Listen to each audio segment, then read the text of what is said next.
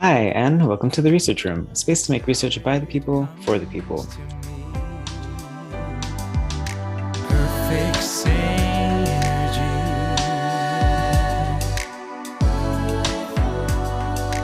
And we are going to continue with more Falsifiable Fridays. And also continuing with all the ridiculous things that women have to go through. So, what I want to do today is I want to jump into some scenarios.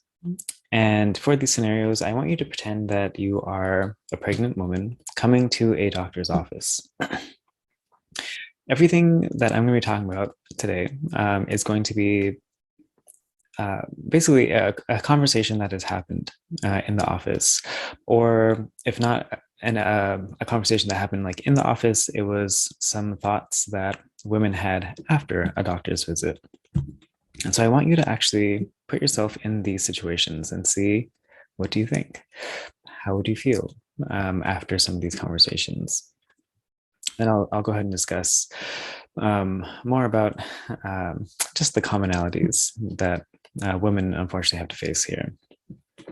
So, first scenario. Let's say you come in and you're going into labor, right? During the labor, something goes wrong, and you're being moved from department to department, and then eventually to another hospital. You end up getting a C-section without anyone actually telling you that you're going to be getting this C-section and what has been happening, what wrong has been happening here. So after all this happens, you are thinking to yourself, but nobody, not the hospital, not the second hospital, nobody told me about what happened. They never told me about it. All they told me was that the uterus erupted and there were complications. That's why I didn't understand. I was like, what is that? They still weren't telling me anything. They felt like they wanted me to get better and they didn't want to cause more stress upon my recovery. So, if this happened, how would you feel? Without telling you that what was actually wrong here, if the uterus explodes, what does that mean, even? How might that impact yourself and your newborn child? And also having to move from place to place without any kind of explanation, and then having to be cut open through a C-section without your any kind of like consent or warning or anything. How would you feel by the end of that? There's no right or wrong answer, but I am wondering, how would you feel? So that's one scenario, one actual experience that a woman has gone through. Let's do more. So let's say you're talking to your doctor and you say this: I'd like to do a little more research, and that I don't want to get vaccinated at the moment. So you're pregnant, you're here, the doctor has been wanting you to get vaccinated or asking you if you want to get vaccinated. You're saying, no, I want to do a little bit more research first. Cool, right? The doctor then responds, well, I thought you cared about your children. But if that's not the case, then you're free to go. Wow, right? That's quite a bold statement to be saying. Quite a like critical, judgy statement, right? To just like hear from someone who's supposed to be caring about like your actual health. They're, I mean, even if they don't care on like a moral kind of level, although I mean they're ethically like they have to, but like still, let's say they don't actually, they're still getting paid to care. They're getting paid a lot of money to care. And then they're just gonna kind of like say this and like swat you away. Like that seems like maybe that doctor crossed the line there, right? Maybe there is truth to that sentiment, but like that's not the way to say it. That's definitely not the way to say it. That's not going to persuade anyone to do anything, to guilt them and with such negativity. So yes, another scenario here. How do you feel? What would you have said?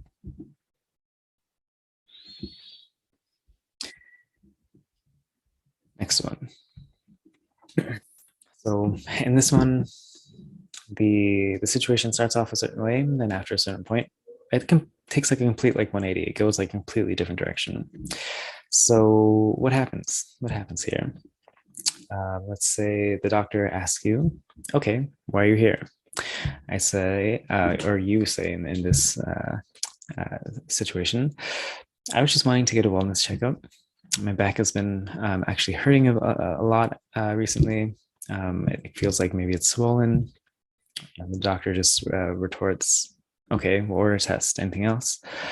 And then you end up saying, well, I remember that in a class that I took at UC Berkeley a few years ago, the professor said that a swollen back could actually be a sign of malnutrition. Is that true?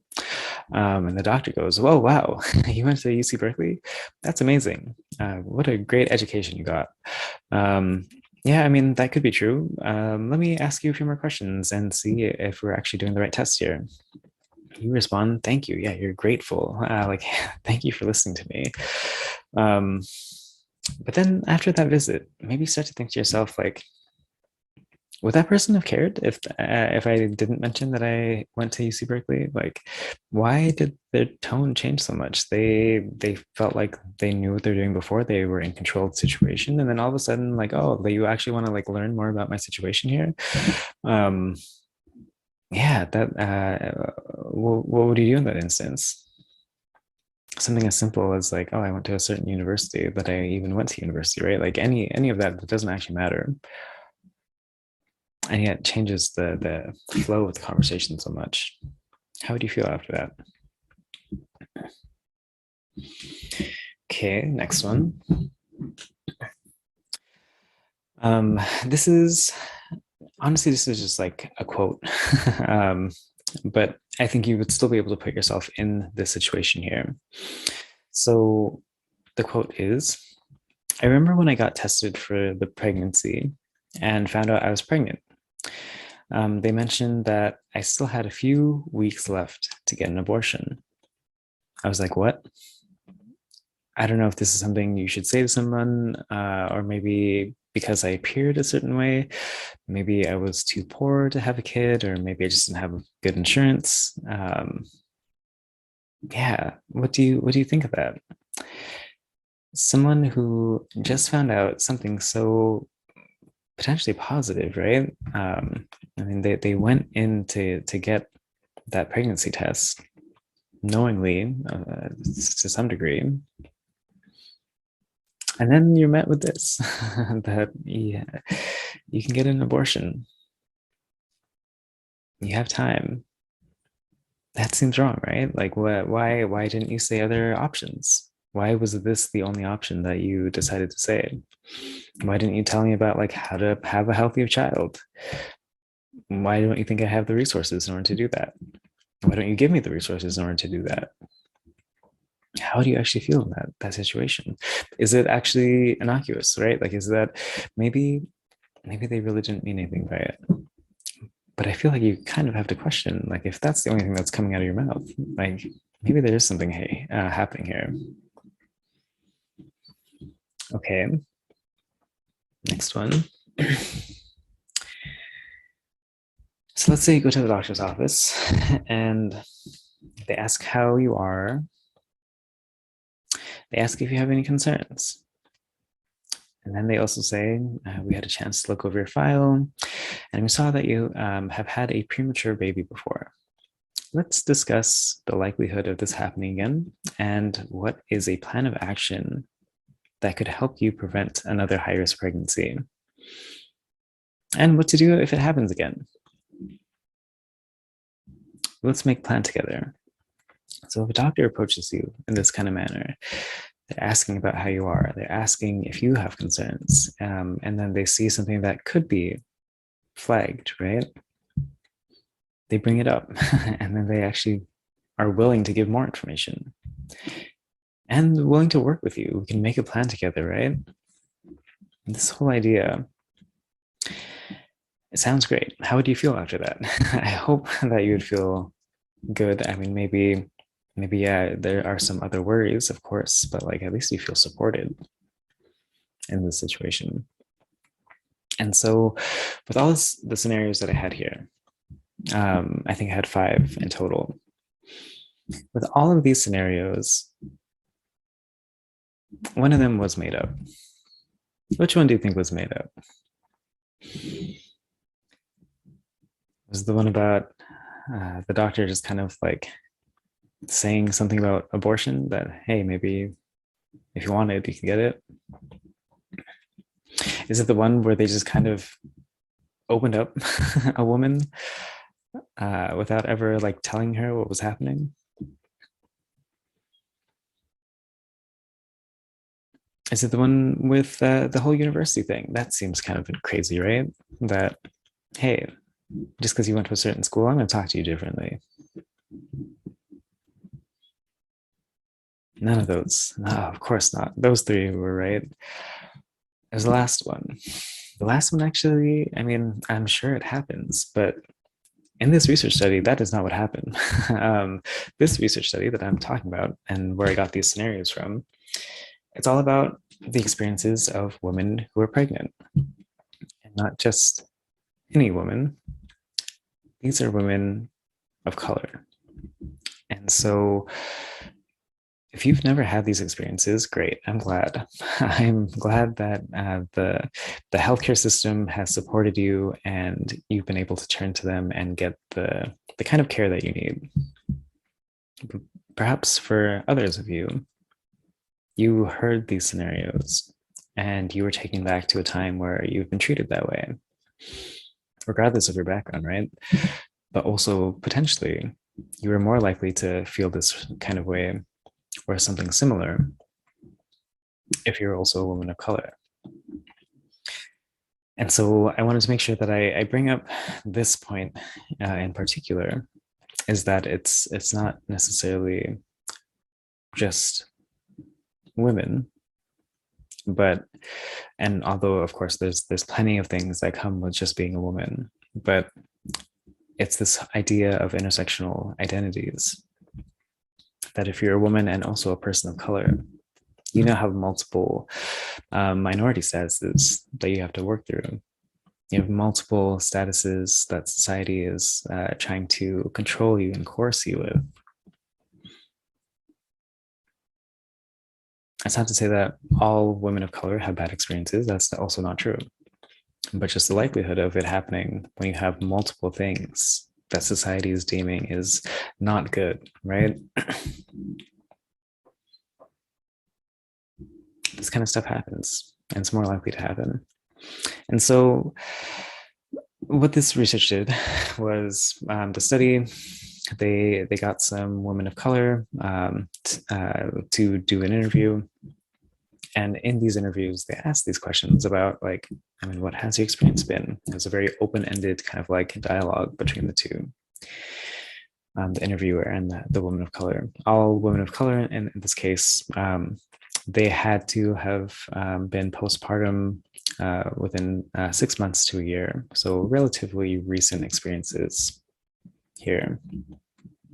And so for the most part, I mean, this study could have gone multiple different ways, right? It could have been nothing but like positive experiences, but that wasn't the case. The thing that was most common across all these women is that there are these negative experiences that were occurring. And so with those experiences, I mean, it's good to just kind of like shed light on that and spread more awareness of it, hopefully in order to like do something about that. But if nothing else in this moment, at least to appreciate that, like, hey, your experience might not be what other people are experiencing, that there are still ways in which that the healthcare system is disproportionately negatively affecting certain people.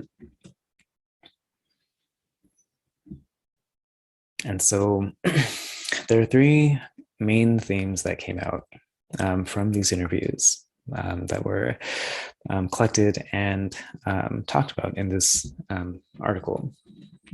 The first one was the way in which providers saw their patients changed the way that they presented information to them. So if the doctors or anyone else on the healthcare team, if they saw their patient in a certain way, that changed what information they were telling them. And we see that very clearly with like the UC Berkeley kind of example, that because somebody has attained a little bit more education, or maybe education from a reputable kind of like university, as if all universities aren't kind of doing the exact same thing. And also as if the education at UC Berkeley is actually better than other less well-known universities. There's a lot I can say on that, but for another video. So yeah, as if that actually matters, right? Other things, of course, do this have the same sort of effect. It's not just education. Other things about like socioeconomic status, your insurance, the color of your skin, all of that also played a role. And so if they know something and you can see that actual like visible switch, maybe you're darker skinned, but you say that you're from a more European country, the ways in which a doctor might look at you is going to be a little bit different. So that's the one big thing. And with that also comes this idea that, I mean, people always want knowledge. People don't want to be left in the dark. People also don't want to be like just so completely like controlled by their doctors or anyone for that matter. And so they want to be able to have conversations. They want to be able to have actual autonomy and decision-making process. And that doesn't happen as often when you are a woman of color. And so simply being perceived this way, the doctors will talk to you differently. The next theme that happened here was having a relationship with a provider is important, and privilege plays a role in creating that relationship. So very similar to what I was just talking about, but the idea that yes, all this information is important. One way to get information is by like having this connection, and not just to get information, to be able to like give information to. Who are you going to be most comfortable giving information to? Someone that you are connected with. If you're connected with your doctor, you're more likely to be able to talk about things and not feel like you're going to be judged, right? And these are such like personal, private things too, right? Like you want to have that like freedom and space to be able to talk about it. So the participants in the study, they're saying that the relationship is pretty important. They want to be able to build that. They feel like they're not able to. And so privilege does play a role here. Again, we see that in the UC Berkeley kind of case, that as soon as they say their university, they are now a person of more privilege. And they were able to create that relationship that they wanted. The doctor was much more happy to talk to them and actually share information, have dialogue.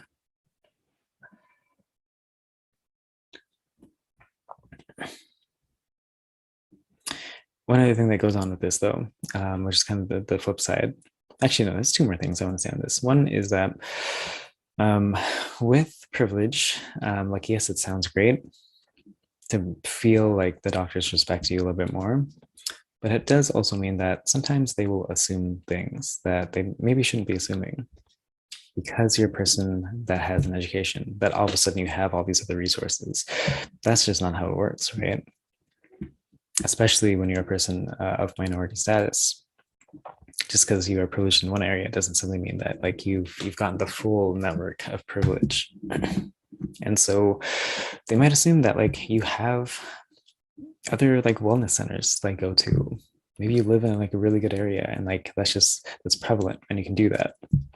That you have certain foods available to you, that you have the money to spend to get the things that you need, and that would really aid in the pregnancy. Those kind of things are just kind of assumed, and it's like, no, like, hey, I still actually need help here. Forget that I went to UC Berkeley, like, help me here. So that happens. And then the other thing is that in order to connect with doctors, people were also saying, the women in this case were also saying that they wish that they could see more doctors that look like them. And when they actually come across that, they feel a little bit better. And that's likely because they've had like not great experiences with people that don't look like them. It's not to say that there is objectively something better. Maybe there is, maybe there isn't. But at least because of this experience, when they're able to get to a doctor that has at least a similar background, if not the same background, then that helps quite a bit. They're able to talk a little bit more. They feel like their worries are a little bit more understood. The other barriers might be understood better as well. And then those kind of conversations are just going to be different than someone who hasn't had to deal with that before. And then there's the last one. The last thing is that there are just all these other barriers when it comes to healthcare, right? And this is not just for specifically pregnancy, but this happens regardless. You can see how this might be more important when it comes to pregnancy. But some things that come to mind are things like access to information. It could be your actual insurance. It could be difficulty accessing services.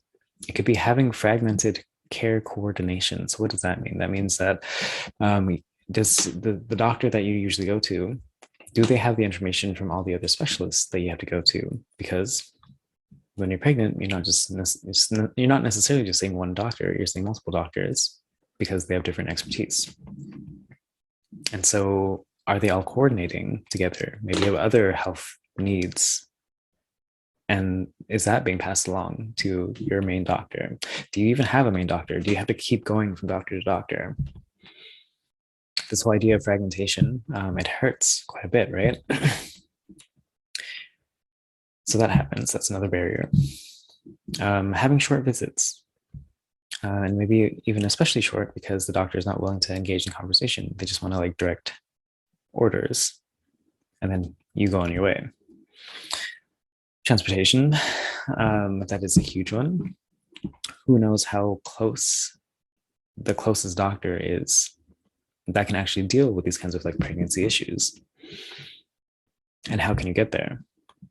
Maybe it's something like childcare. Maybe you have other children that you have to be taken care of. And now you also have to be going to the doctor.